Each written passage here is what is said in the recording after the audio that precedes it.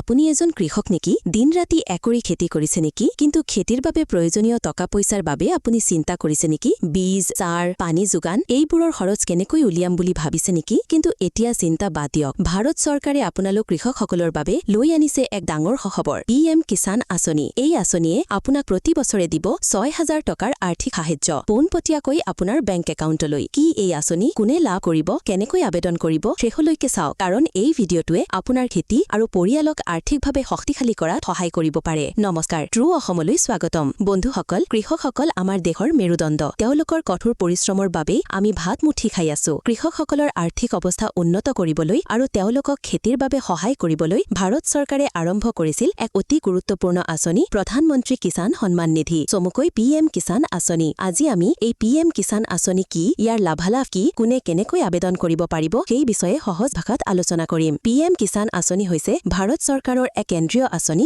যাৰ অধীনত দেশৰ ক্ষুদ্ৰ আৰু উপান্ত কৃষক পৰিয়ালসমূহক প্ৰতি বছৰে ৬০০০ টকাৰ আৰ্থিক সাহায্য প্ৰদান কৰা হয় এই ধন তিনিটা কিস্তিত অৰ্থাৎ ২০০০ টকাকৈ বছৰত তিনিবাৰ পোনপটীয়াকৈ কৃষকৰ বেংক একাউণ্টত জমা দিয়া হয় ইয়াৰ উদ্দেশ্য হৈছে কৃষকসকলক খেতিৰ বাবে প্ৰয়োজনীয় সা-সুবিধা ক্ৰয় কৰাত আৰু তেওঁলোকৰ আয় বৃদ্ধি কৰা কোনে পিএম কিষাণ আঁচনিৰ লাভালাভ পাব এই আঁচনিৰ সুবিধা পাবলৈ কিছুমান চৰ্ত আছে ক্ষুদ্ৰ আৰু উপান্ত কৃষক যিসকল কৃষকৰ নিজা খেতিৰ মাটি আছে তেওঁলোকে এই আঁচনিৰ বাবে যোগ্য পূৰ্বে মাটিৰ সীমা আছিল কিন্তু এতিয়া যিকোনো মাটিৰ মালিক কৃষক পৰিয়ালেই এই সুবিধা লাভ কৰিব পাৰে ভাৰতৰ নাগৰিক আবেদনকাৰী ভাৰতৰ স্থায়ী বাসিন্দা হ'ব লাগিব পৰিয়ালৰ সংজ্ঞা পিএম কিষাণ আঁচনিত পৰিয়াল বুলিলে স্বামী স্ত্ৰী আৰু নাবালক সন্তানক বুজায় পৰিয়ালৰ যিকোনো এজন সদস্যইহে এই সুবিধা লাভ কৰিব পাৰে কোনে লাভ কৰিব নোৱাৰে অপ্ৰাপ্তিযোগ্যতা কিছুমান লোকে এই আঁচনিৰ সুবিধা লাভ কৰিব নোৱাৰে যেনে যিসকলে পূৰ্বে বা বৰ্তমান চৰকাৰী চাকৰি কৰি আছে বা অৱসৰপ্ৰাপ্ত চৰকাৰী কৰ্মচাৰী যিসকলে মাহিলী ১০,০০০ টকাতকৈ অধিক পেঞ্চন লাভ কৰে ডাক্তৰ অভিযন্তা উকিল CA আৰু আৰ্হিতে চৰকাৰী পদবী থকা ব্যক্তিসকল যিসকলে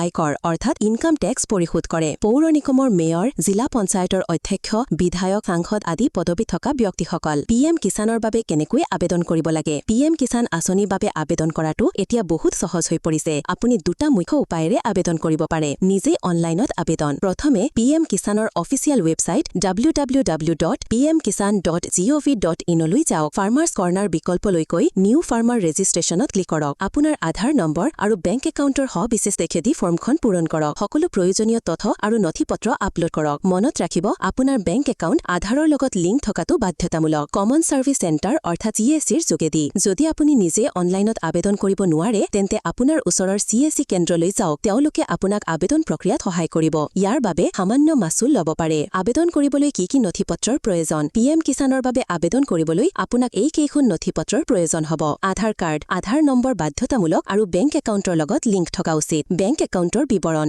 বেংকৰ নাম একাউণ্ট নম্বৰ আৰু IFSC কোড ভূমিৰ নথি লেণ্ড ৰেকৰ্ড নিজা খেতিৰ মাটিৰ পটা বা খাজনা ৰচিদ আদি এইবোৰত আপোনাৰ নাম মাটিৰ দাগ নম্বৰ আৰু মাটিৰ পৰিমাণ স্পষ্টকৈ উল্লেখ থাকিব লাগিব বাসস্থানৰ প্ৰমাণপত্ৰ ডমিচাইল চাৰ্টিফিকেট প্ৰয়োজন হলে আবেদনৰ স্থিতি কেনেকৈ চাওক আবেদন কৰাৰ পিছত আপুনি পিএম কিষাণৰ ৱেবছাইটত বেনিফিচিয়াৰী ষ্টেটাছ বা হিতাধিকাৰীৰ স্থিতি বিকল্পত গৈ আপোনাৰ আধাৰ নম্বৰ বা বেংক একাউণ্ট নম্বৰ দি আপোনাৰ আবেদনৰ স্থিতি চাব পাৰিব আপুনি টকা পাইছে নে নাই বা কিস্তি আহিছে নে নাই সেই সকলো তথ্য তাতে উপলব্ধ হ'ব শেষত কওঁ যে বন্ধুসকল পিএম কিষাণ আঁচনি কৃষকসকলৰ বাবে এক ডাঙৰ আশীৰ্বাদ এই আঁচনিয়ে কৃষকসকলক আৰ্থিকভাৱে সহায় কৰি খেতিৰ বাবে উৎসাহিত কৰিছে যদি আপুনি এজন যোগ্য কৃষক তেন্তে পলম নকৰি আজিয়ে আবেদন কৰক আৰু এই সুবিধাৰ পৰা লাভান্বিত হওক যদি আপোনাৰ এই বিষয়ে আৰু কিবা প্ৰশ্ন আছে তেন্তে তলৰ কমেণ্ট বক্সত সুধিব পাৰে আমি আপোনালোকক সহায় কৰিবলৈ চেষ্টা কৰিম এই ভিডিঅ'টো যদি আপোনাৰ বাবে তথ্যপূৰ্ণ আছিল তেন্তে এটা লাইক কৰিব সকলো কৃষক বন্ধু-বান্ধৱী আৰু পৰিয়ালৰ সদস্যৰ সৈতে শ্বেয়াৰ কৰিব যাতে সকলোৱে এই গুৰুত্বপূৰ্ণ তথ্য লাভ কৰে আৰু ট্ৰু অসম চেনেলটো ছাবস্ক্ৰাইব কৰিবলৈ নাপাহৰিব ধন্যবাদ আকৌ লগ পাম এটা নতুন ভিডিঅ'ৰ সৈতে জয় কিষাণ জয় আই অসম